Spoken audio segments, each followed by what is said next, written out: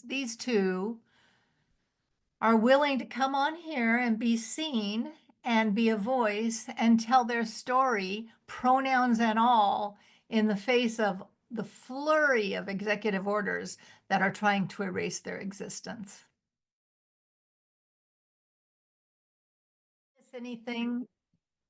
I mean, in theory, I'm safe because I'm retired, but that's just a theory because who knows what they can mess up next.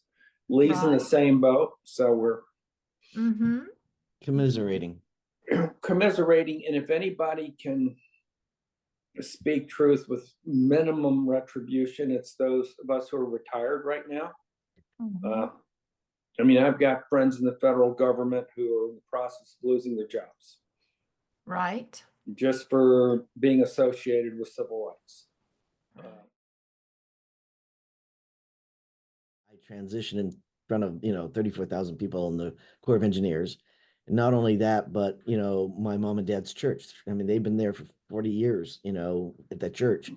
And they all know my family's history. So with that, I mean, it's not like you can walk in and go, oh, some who don't really know the history or don't really know us very well, they do kind of question or they look at us kind of funny. But at the same time, it's not that I can hide. Yeah. Right.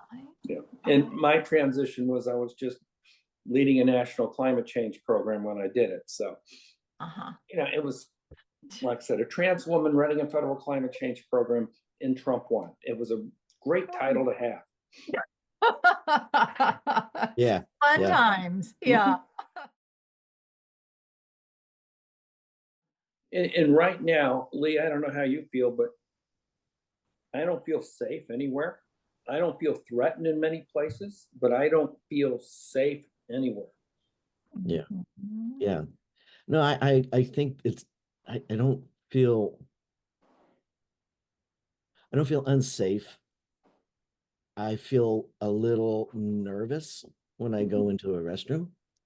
But really, honestly, it was kind of proven to me the other day, and I don't mean to be crass or whatever, but I always think about myself waiting for a stall or whatever, and then I realized, I came out one day and there's two people waiting for the stall, and nobody was at the urinal. So it's just the fact of, okay, and what are the chances and the odds that both of them were transgender? Not very much. So, because we're in, when people talk about the percentage of things and, the top percent of people, they have all this money and all the rest of that. Technically, we're in a 1% too, because only 1% of the, or less than, are transgender. And also the fact of, we're also in 2% of the, we're 2%ers because we have PhDs. I also want to point out we're in a small percentage of retired people who are financially stable. I mean, you've seen my house. I think I've seen yours. Nope. You've seen mine, but I haven't seen yours. And I mean, we're a little backwards on that. I'm kidding. Well, we've invited you, I think. We won't go there. But the fact of the matter is, Lee and I are here because we have stability that seriously many, if not most, transgender people don't have. We're not worried about keeping our jobs. We're not, things like that, where they need to stay under the radar. So you're talking to two people who are not only small percentages of education and government and trans, but you're talking to a small percentage of people who are trans who don't feel as threatened who feel much more threatened than we do. Right. I've got requests coming in. Where can I find a therapist? Where's their support? From people who don't have the support we have.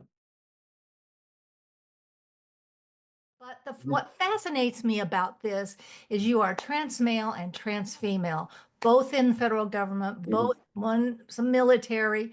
And my question, and you brought it up, Randy, right at the beginning, when you said you don't feel safe anywhere.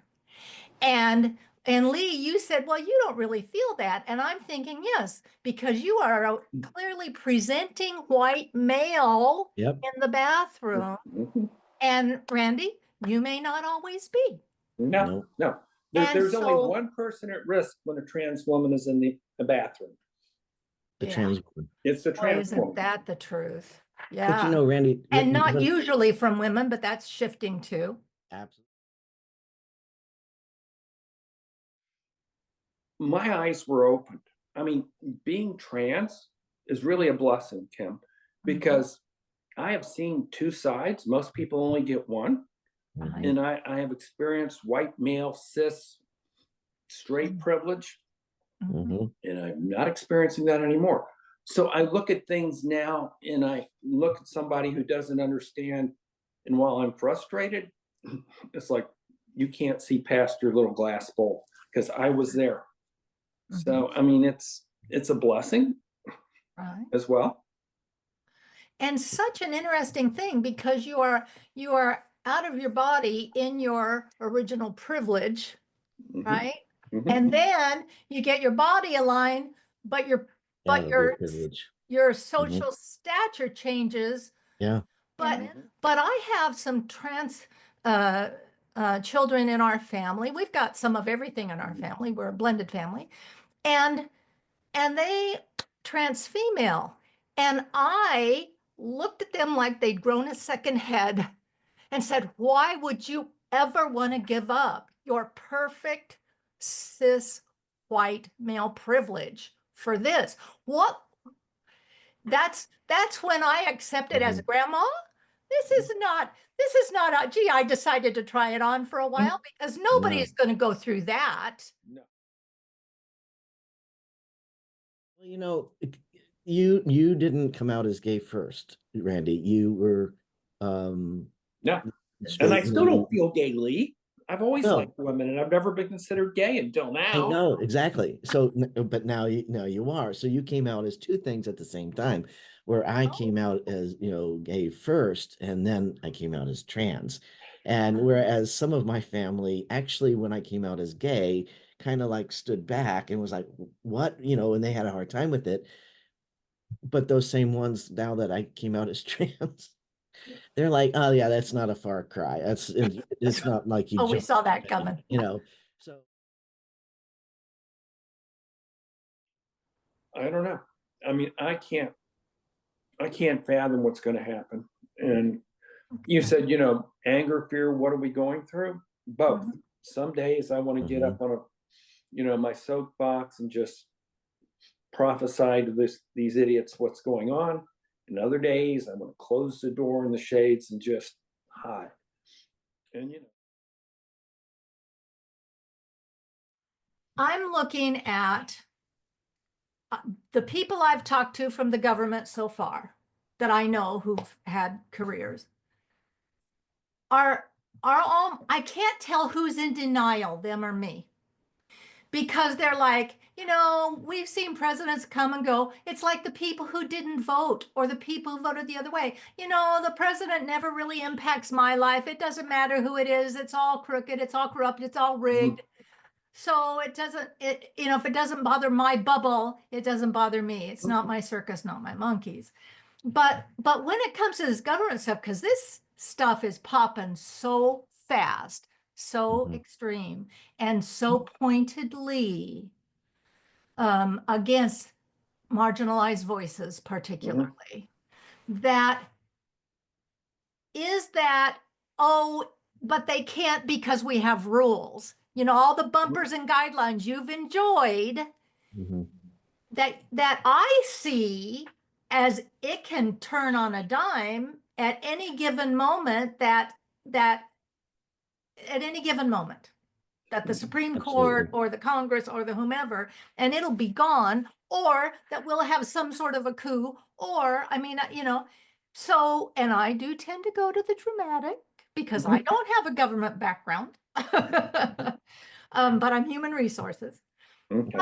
But is it reasonable to think, given what we've seen, not from our history or precedent, because there is no precedent for this, This is, well, we'll give him that. He is Mhm. uniquely damaging. Okay. Mhm. With no precedent and the guardrails being ripped away as fast as they are. Do we think that our idea of how the government, it protects us and our retirement and our children and our culture and our rights is gonna hold? No. It can't.